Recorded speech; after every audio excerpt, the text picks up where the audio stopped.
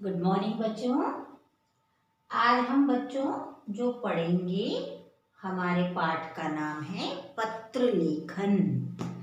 पत्र लेखन बच्चों, अभी तक आपने ये सीखा नहीं है और हमने भी ये पाठ अभी तक पढ़ा नहीं है। आज हमारा जो विषय है वो बिल्कुल नया है। पत्र कैसे लिखते हैं, किस तरह से इसको लिखना चाहिए, ये बहुत ज़रूरी है। जब तक हमें इसका फॉर्मेट नहीं पता होगा कि हमें पत्र लिखना कैसे है, तो उसमें मज़ा ही नहीं आएगा। देखो, पत्र बच्चों दो तरह के होते हैं, एक औपचारिक और एक अनौपचारिक। लिखकर बताती हूँ मैं आपको।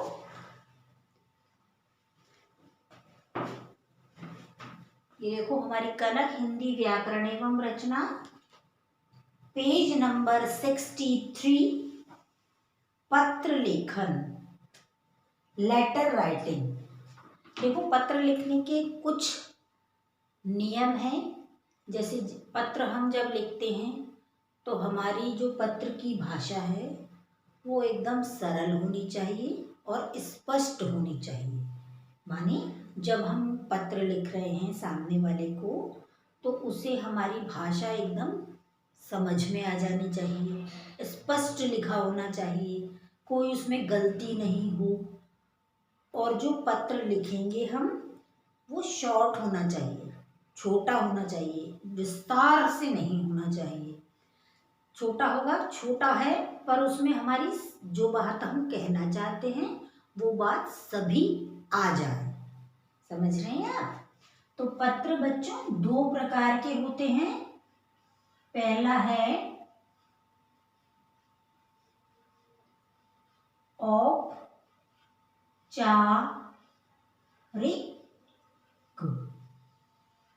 ठीक है। दूसरा है अनौपचारिक।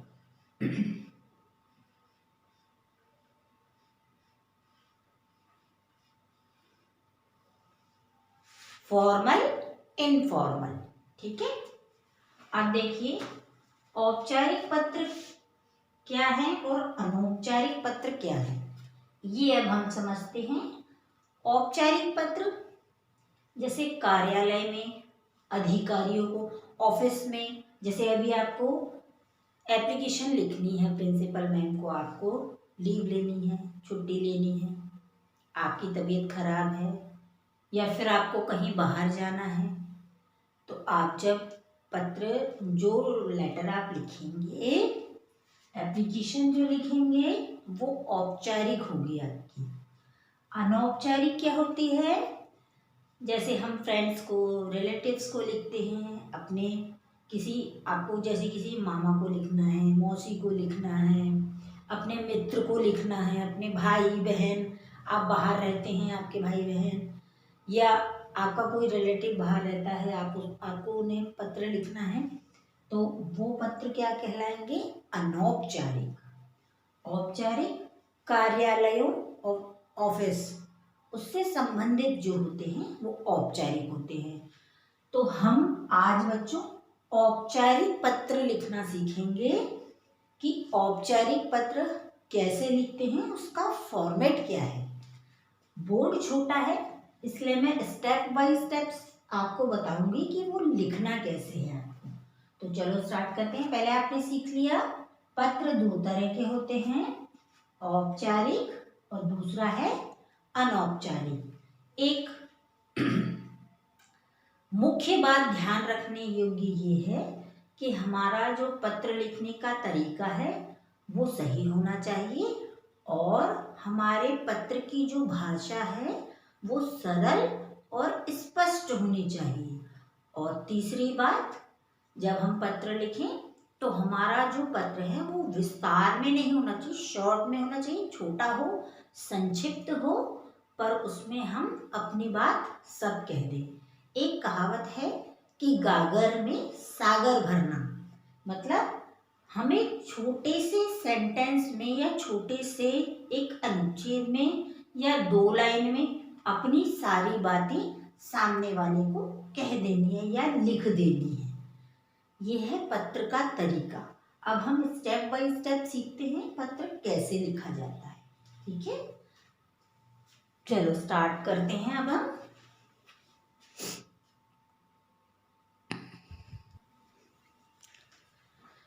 देखिए, पहले आप जो लिखना चाहते हैं, जिससे संबंधित लिखना चाहते हैं, वह ऊपर हेडिंग डालेंगे, अवकाश के लिए प्रार्थना पत्र।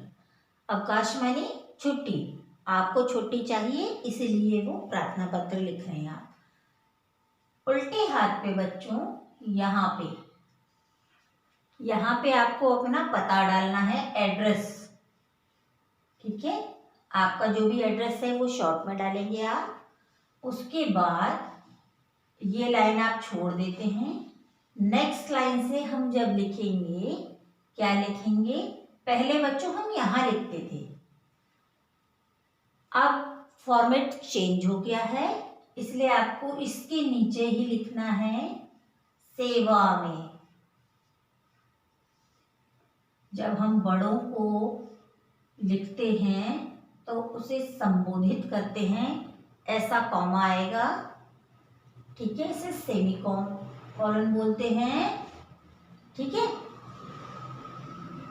ये लिख लिया आपने सेवा में। फिर आप ये वाली लाइन को छोड़ देंगे, नीचे से लिखेंगे। अब हम जिसको पत्र लिख रहे हैं उसको संबोधित करेंगे, जैसे सेवा में। अब हम किसको लिख रहे हैं, अवकाश के लिए। आप स्कूल में पढ़ते हैं, आपको प्रिंसिपल मैम से छुट्टी लेनी है।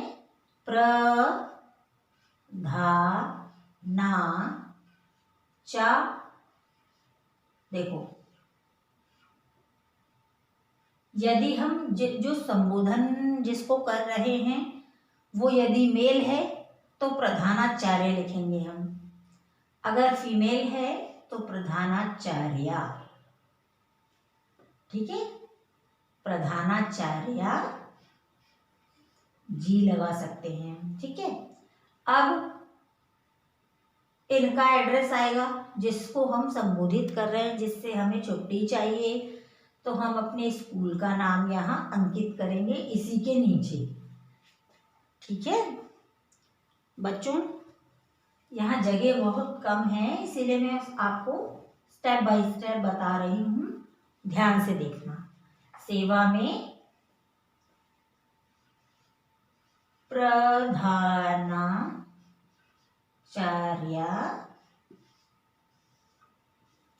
जी। ठीक है, अब इसी के नीचे हम लिखेंगे अपने स्कूल का नाम, कर्नल्स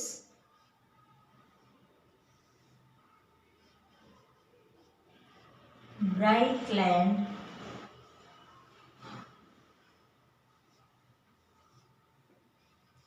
पब्लिक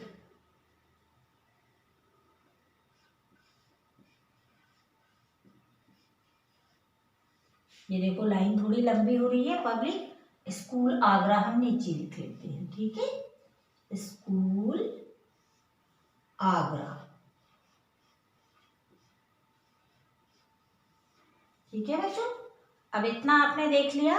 अब हमें इरेज करना पड़ेगा क्योंकि अब हमारी जगह नहीं बची है, पर जो भी मैं लिखवाऊंगी इसी के नीचे लिखना है आपको, इतना लिखने के बाद। ठीक है, इतना आपको समझ में आ गया।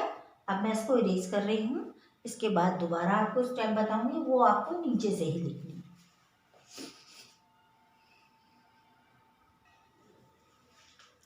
अब बच्चों, जो हमने एड्रेस डाला था उसी की नीचे वाली नेक्स्ट लाइन से आप लिखेंगे विषय। विषय आप यहाँ पहले डाल के फिर ये देखो, अब हम विषय में क्या लिखेंगे कि हमें किसके लिए छुट्टी चाहिए और कितने दिन की चाहिए, वो हमें अंकित करना है। तो हम जैसे लिख देते हैं अवकाश के लिए, या 2 दिन के अवकाश के लिए, 4 दिन के अवकाश के लिए, अवकाश के लिए प्रार्थना पत्र। ये बच्चों आपका एक ही लाइन में आ जाएगा, यह बोर्ड छोटा है इसलिए मैंने दूसरी लाइन में लिखा है, आपका एक ही लाइन में आ जाएगा। फिर आपने ये लिख दिया, इसके बाद दूसरी लाइन से महोदय।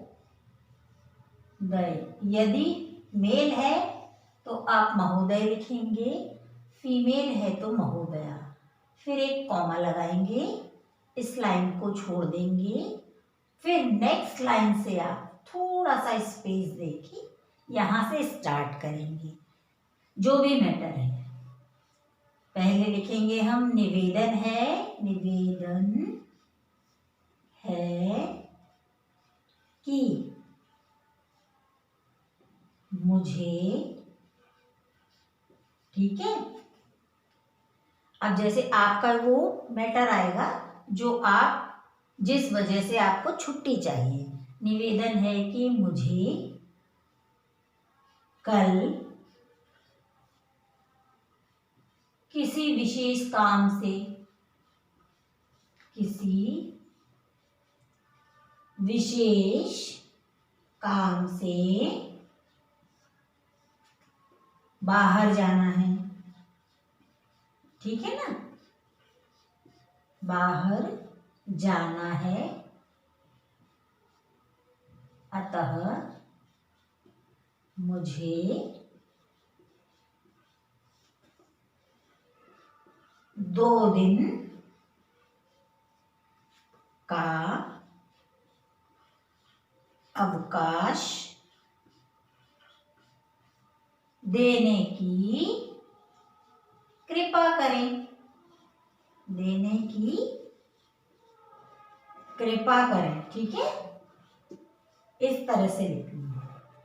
फिर यहाँ धन्यवाद लिख सकते हैं आप,